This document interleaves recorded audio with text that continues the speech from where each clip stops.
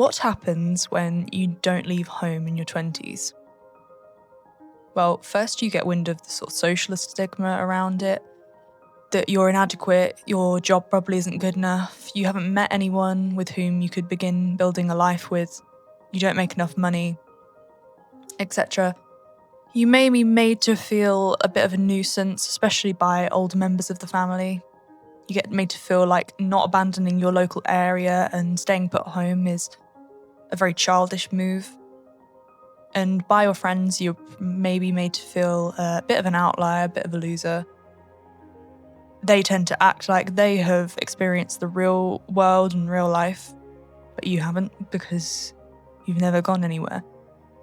But I'm here to tell you that you're not a loser, you're not an outlier, you're probably just a victim of circumstance. Historically, we always did this in the West. Staying home, I mean.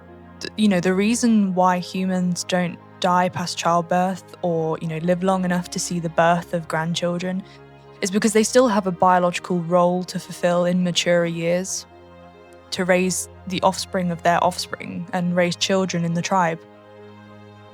To assume the elder role, the teacher archetype, the mentor, to pass on knowledge gathered from years of deciphering the great mystery that is life. So, the younger family, presumably with small children and future children on the horizon, move into the main family house while the elders move into smaller accommodations nearby to assist with the raising of the family. At this point, probably the mother and father are, working the land, bringing in finances for the elders as well. They become what the elders were when they were raising the children. This goes on and on. This securing of the line of your lineage, building a name and reputation that survives history with honour. Of course, you probably had the odd case of potentially abusive parents or quote-unquote toxic home environments where kids would leave at a young age and go make it on their own. But generally, you stayed because you didn't really have the opinion that the grass was going to be greener elsewhere.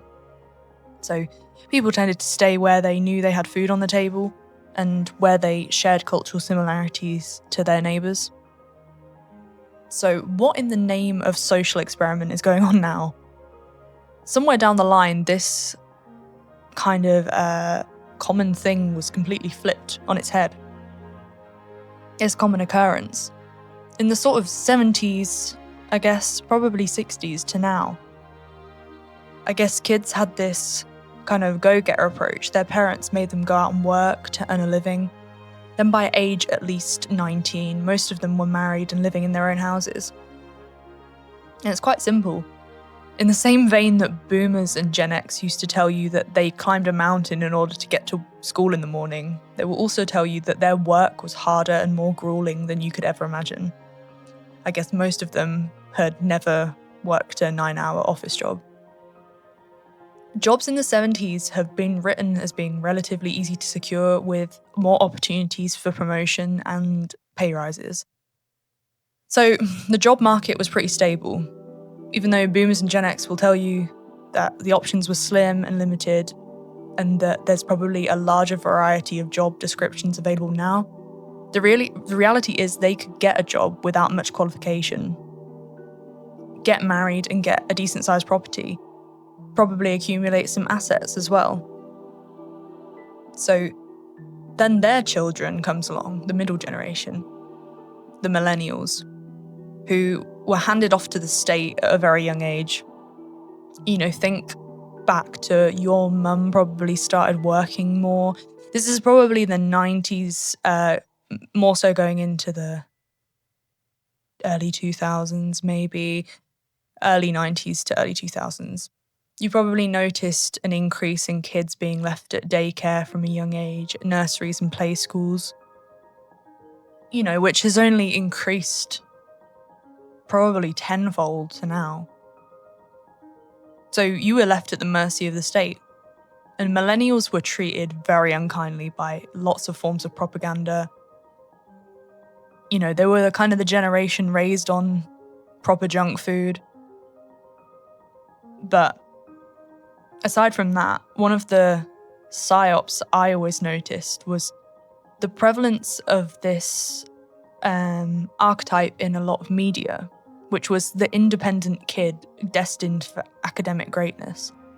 You know, particularly in American high school films, there was the parents were always saving their money up to send their kids to college. Kind of in the name of progress, I guess. So not only did you have this constant guilt riding on your backs from a young age that you were probably the luckiest because your parents saved their hard-earned money to send you to uni so that you could become enlightened and gain a high-paying job, but you were made to think that it was all, you know, it was the be-all, end-all of success. And quite frankly, it's become a real rite of passage for the average Westerner to today. But the reality is, you know, not everyone can be successful. And that may sound silly because success is measured in different ways. But if you think back to before, you had all these teenagers from about 1960, where I think the statistic was something like 250,000 plus to 300,000 people of the UK population attending universities, to the early 90s, where I think the highest was probably about 400,000. And then it started to boom. So in the 90s, when the millennial generation were growing up, this idea was being set into motion. The idea that higher education was kind of available for the common man and everyone earned a right to it. That it had been interjected into public consciousness and continues to do so. You know, historically, you didn't do that. You worked, you lived a simple life. Going back, you might have joined the church, joined a union, etc. Farmed, worked the land, learned a trade. You know, probably not to the highest level, but that became your occupation then. You know, unless you were from aristocracy or real wealth, in the first half of the 20th century, no one really pursued higher education. Not the common man didn't.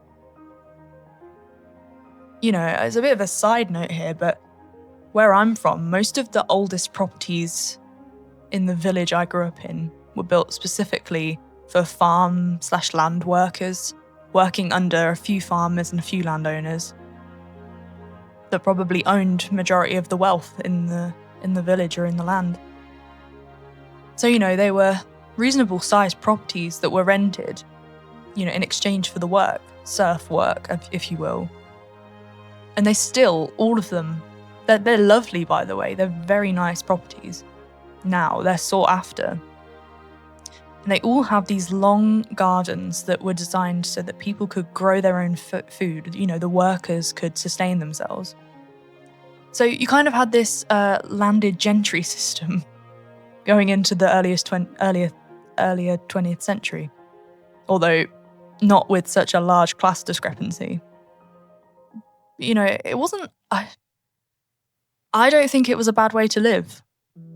Because while people probably didn't start owning their own properties until getting into the 50s, 60s, you still had cultural homogeneity. And life didn't really change a lot for people growing up then. So a lot of it was honest work. For example, my grandparents bought one of these properties in, I want to say 1962, for £900. Now, I don't know what the equivalent is now, but that is just crazy to me. These properties are probably worth upwards of about £300,000. And they paid it off very quickly in the 60s, 70s, and were probably, I think they were retired at 50, age 50, 55. Anyway, that's a little side note. But back to the point, the rise in higher education. So, like I said, there's too many successful people now. Therefore, there's not many at all. There was this push that began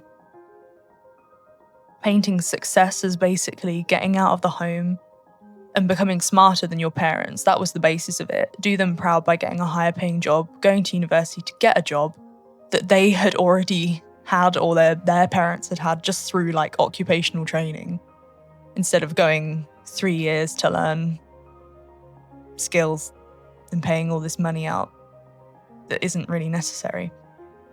So, at least these millennials, they got their dose of propaganda, and to give some of them their due, they have successfully blended into the kind of normie mold. They live in their new builds with their Audi on the drive, their tiny little garden boxed in by 100 other gardens on the same Squidville estate. Happy in that kind of void consumer way. And a lot of them accept everyone, don't question anything, and some literally just live as, adult babies, essentially, nannied by the state instead of their mum or dad. Then eventually, we're in a position where most young people like me are in my 20s at home, unless they are very fortunate, thinking, quite frankly, that they'll never be able to afford a home, and dread the concept of a mortgage-shaped noose around their neck, and yet feel as though we're being pulled apart in every direction. While we have been handed to the state too from a very young age, we are still growing up in this kind of ever-revealing social experiment. And I think a lot of people my age are actually clued up on stuff going on, the things that are being perpetrated by our technocratic system that we live under. I think COVID was a big thing in this. A lot became apparent during the COVID years, on purpose as well. But one of these things is the push to leave home at like 18. See, where I was discussing earlier the benefit of living amongst your family till you create your own, learning certain useful skills, DIY, home maintenance, and even things like medicine, passing down grandma's recipes, things like that. Parents now don't actually provide any of this stuff. Instead of doing what their forefathers did in learning a range of almost survival skills, and having personal sovereignty, instead they just engaged in the whole money-making, because they grew to believe that is all you need, apparently. You can just pay people to do things for you instead of learning to do them yourself. And if you're a young person who is more aware of the detrimental side of this decline, living at home is having an adverse effect for you, definitely. I'll explain what I mean. For example, I study naturopathic nutrition, so I'm acutely aware of the kind of war being waged on us by water supply, microplastics, chemtrails, toxic home appliances.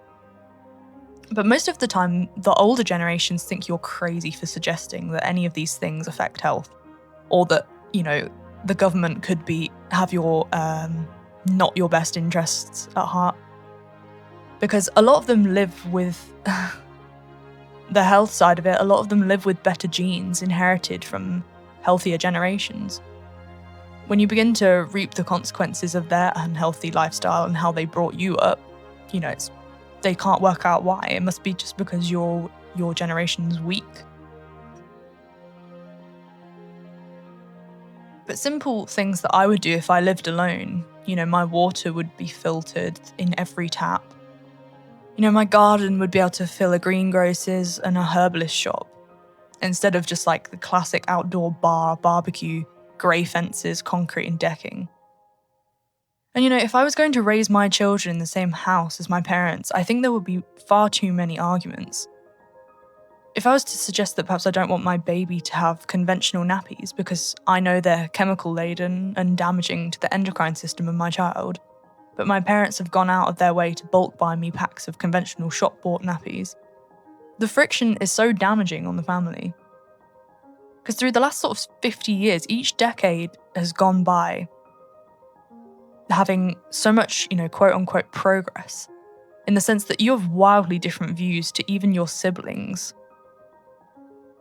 Who would have predicted that Gen Z would become more radically based than, Gen X and boomers?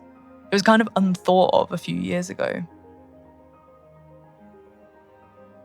Because of Gen X and boomers have had the independence kicked out of them to some extent. They are actually some of the most government-reliant people you will ever meet. They will get every vaccination, every booster flu shot. They will do everything their doctors tell them because they're kind of used to this common authority. Because for a lot of them, they grew up post-war, which while, yes, there was, prosperous living was on the increase, etc., they believed that their government was doing right by them because to them, life was seen to be getting better. They lived through the 60s where it's supposedly said that the world fell asleep in monochrome and woke up in colour after hearing some, dumb Beatles song. Which, side note, is the ultimate psyop, but as much as I do like a lot of the Beatles' later stuff, I understand that they were there for a very specific purpose. So ultimately, flying the nest is a social experiment that has been very effective. I would make the case that it has been the number one most effective way at politically and socially dividing the youth from the older generations. Because you as a young person can go off and claim some ridiculous Mickey Mouse degree and live in a city far away from your home and act like you're making it on your own, when in fact you were given everything, including your funds, your accommodation, and your opinions. And then you go and waste all the money partying and doing drugs and abusing alcohol and basically becoming less intelligent in the process. You're given all information of what you're studying through tried and tested politically doctored curriculums, with the exception of maybe more important subjects, actual subjects like anthropology or something like that. But even then, you cannot convince me that the history taught in these things are framed in a way working against Western values and indeed the truth. We're the internet generation, so we've experienced the tidal wave of information, of different people with different opinions. You're made to think these are varied opinions, but they are actually all the same. And they're working towards the same goal. So, of course, the effect of that, you're almost made to think that living with your parents is a death sentence for you because how can they possibly understand you? Your feelings and opinions have been validated by these kind of state-approved channels on YouTube or pages on Instagram or accounts on Twitter or X.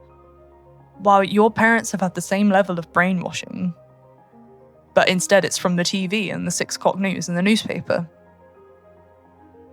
So all of this is us basically trying to peel off all the layers of propaganda and brainwashing and undo all damage of all the psyops that each generation has experienced. Because we need to come back together as communities. We as Westerners and Europeans must remain steadfast in a common belief with common morals. We can't be divided by these malignant attempts at mental governance. We're stronger than that.